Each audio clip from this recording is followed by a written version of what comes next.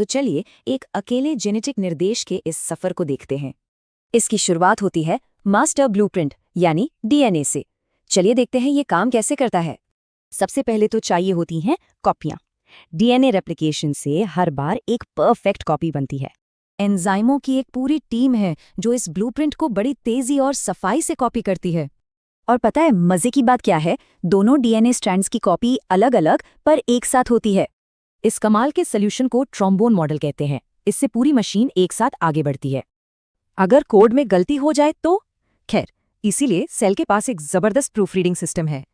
हर तरह की गड़बड़ी के लिए एक खास रिपेयर पाथवे है, चाहे वो टाइपो हो या यूवी डैमेज। और हाँ, इमरजेंसी के लिए सेल कुछ खास लापरवाह पॉलीमरेज इस्तेमाल करता है ताकि काम न रुके।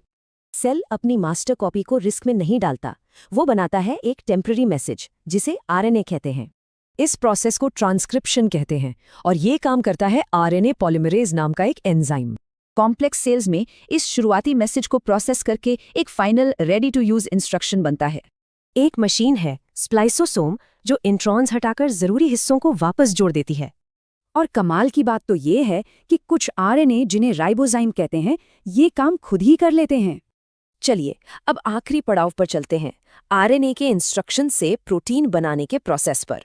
इसे कहते हैं ट्रांसलेशन और ये होता है राइबोसोम नाम की एक मशीन के अंदर।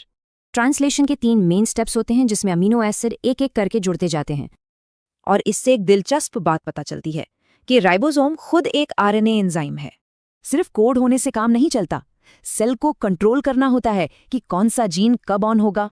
बैक्टीरिया जैसे सिंपल ऑर्गेनिज्म में जीन ओपेरॉन में ग्रुप होते हैं जो ऑन ऑफ स्विच जैसे हैं। लेकिन ज्यादा कॉम्प्लेक्स लाइफ में रेगुलेशन के लिए दूर के इन्हांसर्स और केमिकल टैग्स भी होते हैं।